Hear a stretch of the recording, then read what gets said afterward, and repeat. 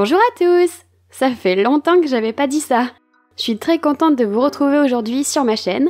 Dans cette vidéo, je réalise des nouvelles pages pour mon journal et je vais en profiter pour papoter un peu avec vous. On va parler BTS et leurs actus, ma chaîne et mes réseaux, dont mon lancement sur TikTok et de plein d'autres choses ensemble. Avant toute chose, joyeux Festa à tous! Aujourd'hui, BTS fête ses 10 ans, c'est ouf quand même! On a eu plein de cadeaux cette année, dont Take Two. J'enregistre cette vidéo le 9 juin, dont Take Two est sorti juste ce matin. Mais je l'ai déjà écoutée 30 fois, je pense. J'adore cette chanson, vraiment. C'est un genre musical que j'attendais et ça m'a frappé en plein cœur. J'aime beaucoup le fait que leurs voix s'harmonisent entre elles. C'est assez rare que plusieurs membres chantent en même temps alors que c'est toujours trop beau. Pour moi, la voix de Jin, elle est juste parfaite pour cette musique. Je trouve qu'il a beaucoup de place dans cette chanson et j'adore. J'aime aussi beaucoup les passages de rap. La chanson est super équilibrée, les paroles sont pleines d'émotions, elles donnent vraiment envie de chanter avec eux et de leur faire un gros câlin. D'ailleurs, J-Hope et Jin me manquent trop. Quand je les vois sur les photos ou les vidéos du Festa, je me rappelle à quel point leur synergie était importante. On peut avancer dans le temps jusqu'à la fin de leur service militaire, s'il vous plaît. Ini mini mani ma. Gotta go. Keep my passion, I gotta go. I'm still not enough.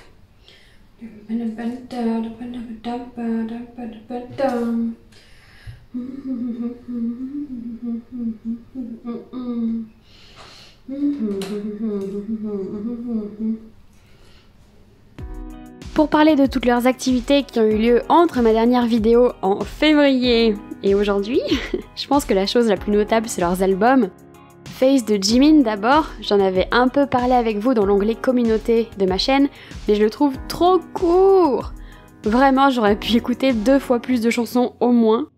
Jimin a vraiment une voix incroyable, j'ai été super surprise par le style de certaines chansons, surtout Set Me Free Part 2.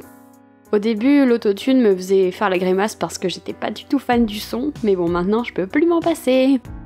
J'adore aussi le remix Deep House de Like Crazy. Et Letter, la chanson cachée qu'il a interprétée pour le Festa.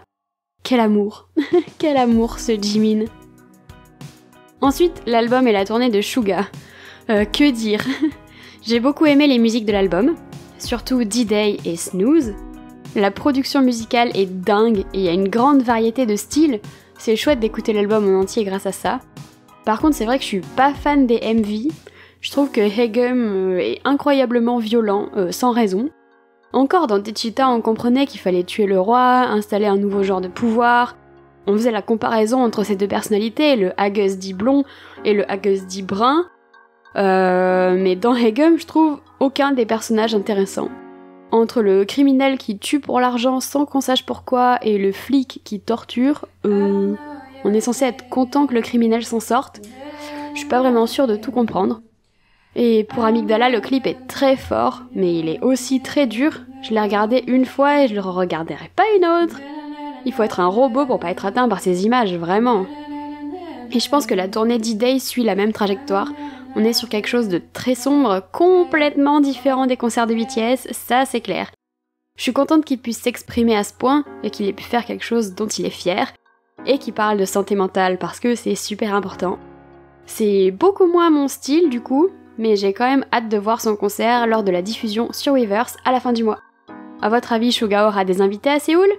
Jimin pour Tony Montana peut-être? Ou Woo-sung pour Snooze? Ou peut-être IU pour People Partout et 8? Il faut s'attendre à des surprises. Pour la suite, on attend l'album de JK pour le mois de juillet.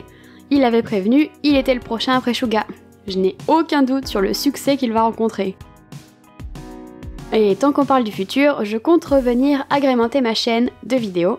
Je sais pas encore à quel rythme, je sais pas non plus si je vais reprendre les vidéos d'actu. Elles me prennent beaucoup de temps chaque semaine, mais font uniquement entre 1000 et 2000 vues chacune, ce qui n'est pas rentable du tout par rapport à d'autres vidéos que je peux sortir. Et puis une fois la semaine écoulée, plus personne ne regarde les vidéos, ce qui est très logique puisque les actualités sont passées de date, entre guillemets. Mais du coup, je sais pas si ça vaut le coup que je reprenne. Est-ce que je me concentre sur des vidéos plus recherchées que vous pourrez regarder et re-regarder quand vous voulez? Donnez-moi vos avis dans les commentaires. Je sais que beaucoup d'entre vous aimez bien ces rendez-vous actus les dimanches, mais est-ce qu'ils vous sont vraiment indispensables? Est-ce que vous auriez des idées d'autres formats pour ces actus? Bulletproof run, yeah, you gotta run. Run, bulletproof run, yeah, you gotta run. Ah! Ah! Oh! Concernant mes réseaux sociaux, j'ai créé un compte Instagram il y a quelques semaines. N'hésitez pas à venir m'y rejoindre. Je discute avec beaucoup d'entre vous en privé et c'est très chouette. Je publie également une fanfiction sur J-Hope que j'écris en collaboration avec mes followers. Chaque semaine, je vous demande ce qui va se passer dans la suite de l'histoire et j'écris à partir de vos idées. C'est aussi sur ma page Insta que je parle de ma fanfiction sur RM que je publie depuis 2 mois sur Wattpad. Alors si ça vous intéresse de lire tout ça, le lien vers tous mes réseaux et ma fanfiction sont dans ma bio. Oh, every day and every night, persistent pain and criminal mind. Sin kasoria, done with tempo. I do wish me a lovely night. Yeah. Pour finir, je lance aujourd'hui, le 13 juin donc, mon compte TikTok. Ce n'est pas un réseau sur lequel je passe du temps, mais l'heure est venue de poster mes vidéos là-bas. Cette décision a été précipitée par la personne qui m'a volé mes vidéos pour les poster sans me créditer. Je préfère poster moi-même mes vidéos à partir d'aujourd'hui pour éviter que ce genre de choses ne se reproduisent. Alors n'hésitez pas à aller me suivre là-bas si le cœur vous en dit. Sur ce, je vous laisse 3 minutes avec mes galères et mes chansons. Il se trouve que j'ai prédécoupé les lettres coréennes pour Apo Bangpo, mais que j'ai pas réfléchi à comment découper le centre. Si ça vous intéresse pas de m'entendre lutter contre les éléments, vous pouvez passer directement à 9 minutes 30. No. No.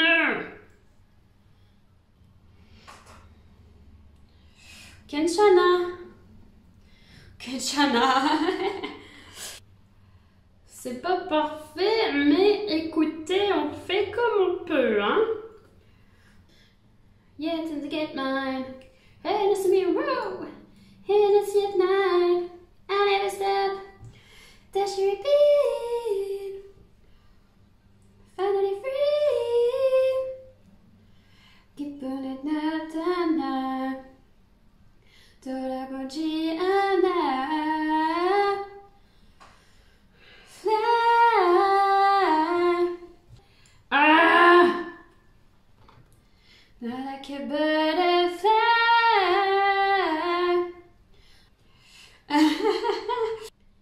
Qui a eu cette idée débile de découper Apo Bangpo, sérieusement? Qui a pensé à ça? C'était pas assez compliqué, non?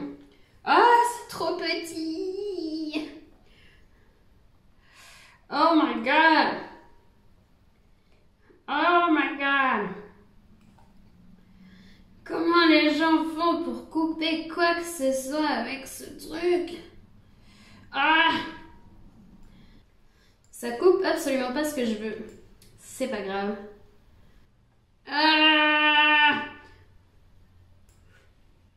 C'est des tout petits traits et j'arrive même pas à les faire droit. Ah! Je me fatigue. Ok. On va rattraper ça avec un petit peu de feutre. Oh! Je suis pas douée, c'est pas possible.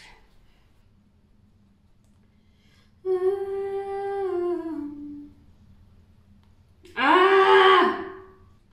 Cette stratégie n'était pas la bonne du tout. Et maintenant, comment je colle ça? Improvisation, you know.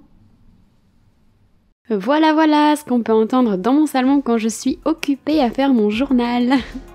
Sinon, pour annoncer de bonnes nouvelles, vous êtes bientôt 10 000 à me suivre sur cette chaîne.